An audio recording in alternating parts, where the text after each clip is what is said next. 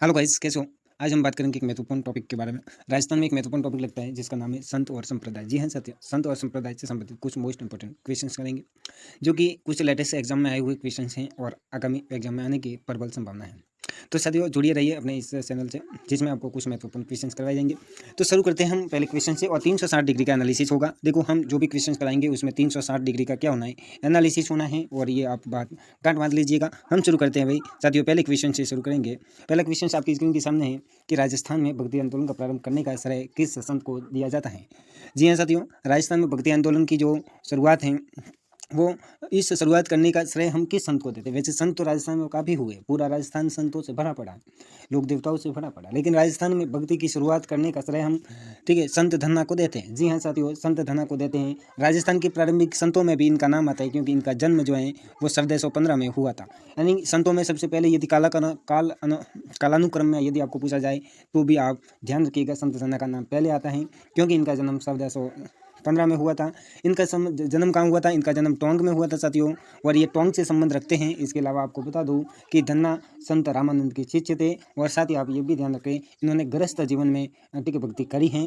और इसके अलावा ऑल द बेस्ट, क्योंकि इसमें बहुत कुछ जो है आपने पढ़ लिया, जिसमें इसका जन्म हो गया, इनका जन्म हो गया, ठीक है, टोंक में जन्म हुआ, इनका जन्म कब हुआ वो भी आपने पढ़ लिया। इसके अलावा इसमें आपने, ठीक है, रामानंद के शिष्य थे। इसके अलावा राजस्थान में भक्ति आंदोलन की शुरुआत करी, और यह निर्गुण भक्ति के संत थे। जी हाँ साथियों, इसके अलावा हम बात करेंगे नेक्स्ट क्वेश्चन आपके सामने। नेक्स्ट क्वेश्चन हमारे सामने वो है, पर्यावरण वैज्ञानिक के नाम से किस संत को जाना जाता है। राजस्थान में वे संत जिन्हें हम पर्यावरण वैज्ञानिक या वैज्ञानिक के रूप में जानते हैं, उनका नाम आएगा संत जाम्बोजी। जी हाँ साथियों, जाम्बोजी जिन्होंने विष्णु संप्रदाय की स्थापना करी थी, विष्णु संप्रदाय की स्थापना करी, वही संत जिनका नाम जाम्बोजी है। जाम्बोजी का जन्म 1451 में हुआ था, 1451 में हुआ था। जी हाँ साथियों, इनका जन्म जो है वो 1451 के आसपास हुआ, 1451 के आसपास में हुआ। इनका जन्म पीपस नागौर के आसपास हुआ, जबकि इन्होंने अपना कर्म स्थली जो है, ठीक है, बीकानेर में समराथल धोरा के अंदर इन्होंने अपनी समाधि ली, और मुकाम दे, ठीक है, मुकाम का भी संबंध इन जाम्बोजी से है।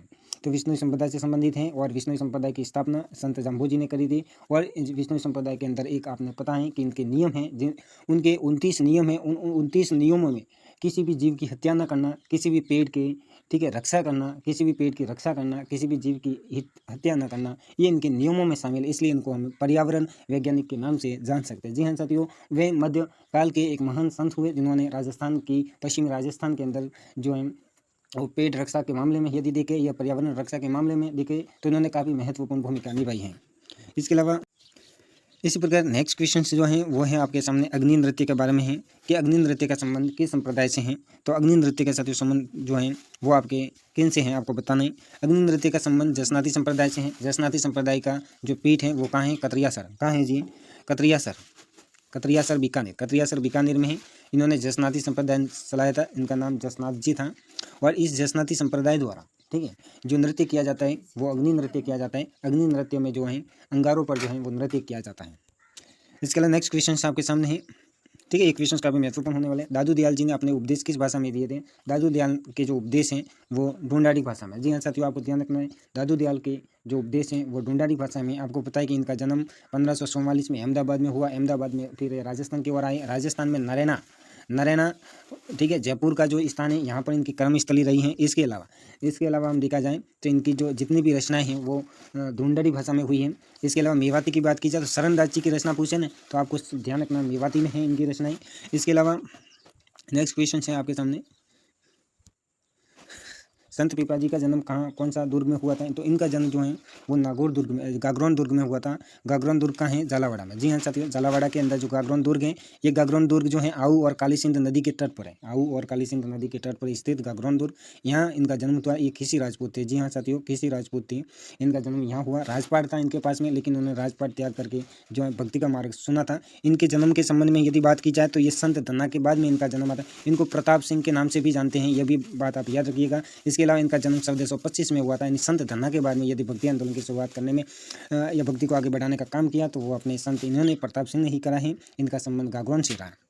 इसके अलावा नेक्स्ट क्वेश्चन की बात की जाए, राजस्थान की राधा किस से कहा जाता है? देखो, राजस्थान की राधा हम मीराबाई को कहते हैं। जी हाँ साथियों, मीराबाई जो है इनको राजस्थान की राधा कहते हैं। क्यों कहते हैं राजस्थान की राधा?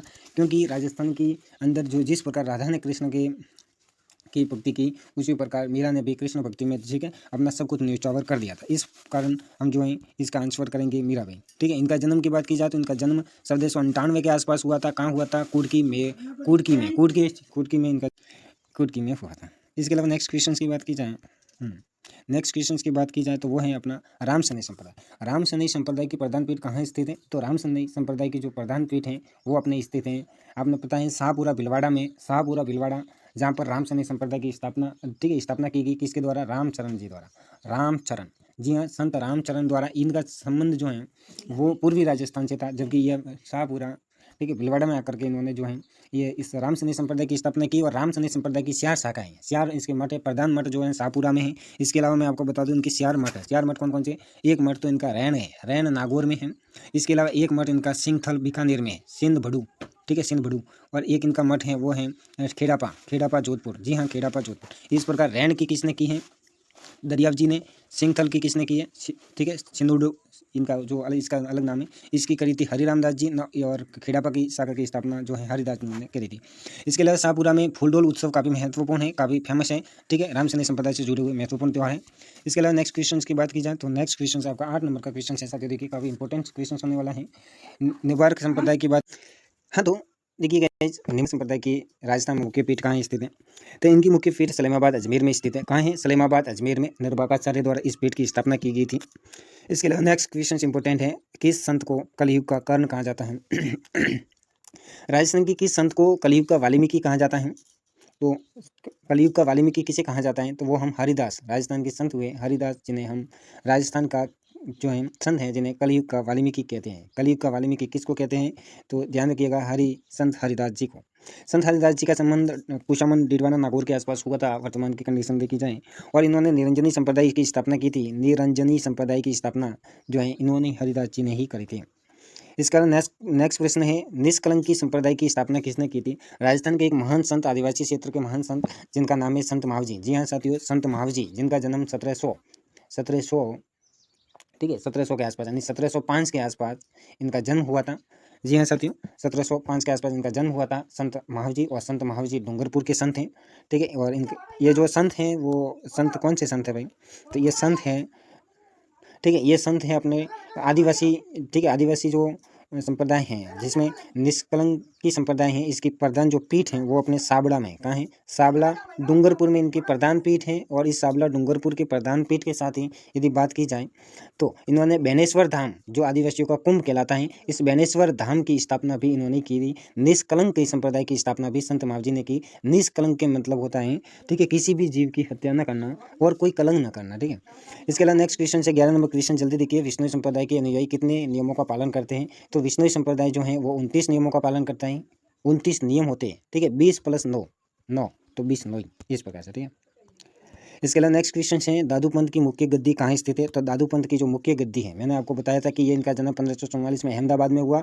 उसके बाद ये राजस्थान आए और राजस्थान में इनकी प्रधान पीठ जो है नरैना है। Option number A Naraina, Jaipur में इनकी प्रधान पीठ स्थित है दादू पंथ की। और दादू के प्रमुख संतों में संत रज्जब जी, संत सुंदरदास जी जैसे संत आते हैं, ठीक है, आप याद रखिएगा जरूर।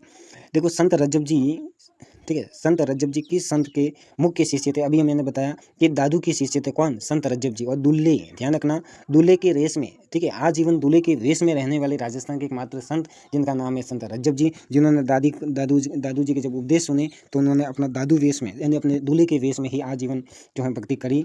और संत रज्जब जी याद रखिएगा जरूर। इसके अलावा नेक्स्ट क्वेश्चन आपके लिए इंपॉर्टेंट क्वेश्चन आ गया है, जसनाती संप्रदाय के प्रवर्तक जसनाथ जी ने कितने नियम बनाए थे? तो जसनाती संप्रदाय में 36 नियमों का पालन किया जाता है। वही विष्णु संप्रदाय में 29 नियमों का पालन किया जाता है, आपको पता होना चाहिए।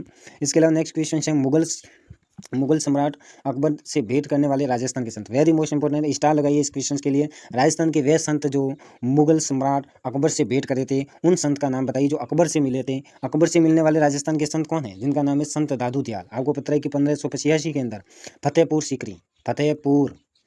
सीकरी के अंदर जो है 1585 के अंदर संत दादू जो हैं वो अकबर से मिले थे, ठीक है। इसी प्रकार राजस्थान में एक और संत आते हैं, अभी हमने पढ़ा संत हरिदास जी, जिनको ठीक है, संत हरिदास जी नहीं, सॉरी, जसनाथ जी, संत जसनाथ जी, जिन्हें दिल्ली सल्तनत का सुल्तान सिकंदर लोधी ने, ठीक है, उनको भूमि दान में दी थी। तो ये 2 चीज़ें याद रखने योग्य है। देखो, वल्लभ संप्रदाय का सबसे महत्वपूर्ण केंद्र कौन सा है? तो वल्लभ संप्रदाय का सबसे महत्वपूर्ण केंद्र जो है वो कौन सा है? आपको पता है कि वल्लभ संप्रदाय पुष्टि मार्गी संप्रदाय है। इसके साथ ही नाथद्वारा इनकी जो प्रधान पीठ है वल्लभ संप्रदाय की, वल्लभाचार्य द्वारा स्थापित है प्रधान पीठ नाथद्वारा में, नाथद्वारा राजसमंद में है। और नाथद्वारा आपको पता है कि पेशवाई कला के लिए भी फेमस है, और पेशवाई कला के लिए भी प्रश्न है, फेमस है काफ़ी। और वल्लभ संप्रदाय जो है वो बाल रूप में पूजा करता है, ठीक है, बाल एवं वयस्क तक दोनों ही कृष्ण रूपों का जो है माना जाता है वल्लभ संप्रदाय द्वारा।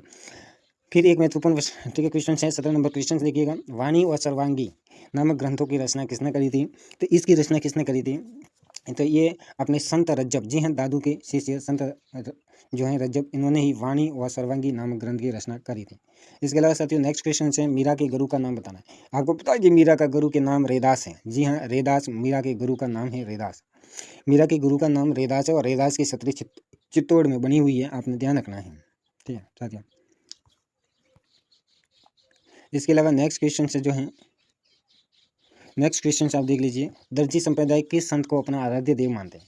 दर्जी संत संप्रदाय जो है वो संत पीपा को जो है वो अपने आराध्य देव मानते हैं। आपको पता है कि इनका जन्म, भले ही इनका जन्म कहाँ हुआ था, झालावाड़ा में हुआ था, इनकी गुफा टोडा राय टोंक में। तो ये संबंध तो रखते हैं गागरोन से, गागरोन, जबकि इनका एक मंदिर है पश्चिमी राजस्थान में, समदड़ी बाड़मेर में इनका मंदिर है, जहाँ दर्जी संप्रदाय इनको, ठीक है, आराध्य देव के रूप में पूजते हैं। साथियों, ये काफ़ी इंपॉर्टेंट क्वेश्चन हैं जिन्हें आप देखना चाहिए आपको। इसके अलावा नेक्स्ट क्वेश्चन, अलखिया संप्रदाय की स्थापना किसने की थी? अलखिया संप्रदाय की स्थापना किसने की थी? ये काफ़ी इंपॉर्टेंट प्रश्न है। अलखिया संप्रदाय की स्थापना लाल गिरी जी ने की थी। जी हाँ साथियों, लाल गिरी जी जो हैं बीकानेर के संत थे, बीकानेर के संबंध रखने वाले संत लाल गिरी जी, इनके द्वारा अलखिया संप्रदाय की स्थापना की। तो ये काफ़ी इंपॉर्टेंट प्रश्न थे साथियों, आपने देखे, जो कि काफ़ी इंपॉर्टेंट क्वेश्चन थे आपके लिए, और ऐसे और भी क्वेश्चंस लेकर के आते रहेंगे, आप इस चैनल से जुड़े रहिए। तो काफ़ी इंपॉर्टेंट रहा वीडियो, इसमें आपके, ठीक है, महत्वपूर्ण क्वेश्चन हमने करे हैं, तो आप जरूर इनसे जुड़े रहिएगा। इस चैनल से आपको महत्वपूर्ण किया जाएगा। 360 डिग्री एनालिसिस का मतलब यही होता है कि हमने हर क्वेश्चन के बारे में कुछ जानकारी प्राप्त करी, तो ये आपके लिए काफ़ी महत्वपूर्ण है, और आगे और भी बात करेंगे। ऑल द बेस्ट साथियों, जुड़े रहिएगा।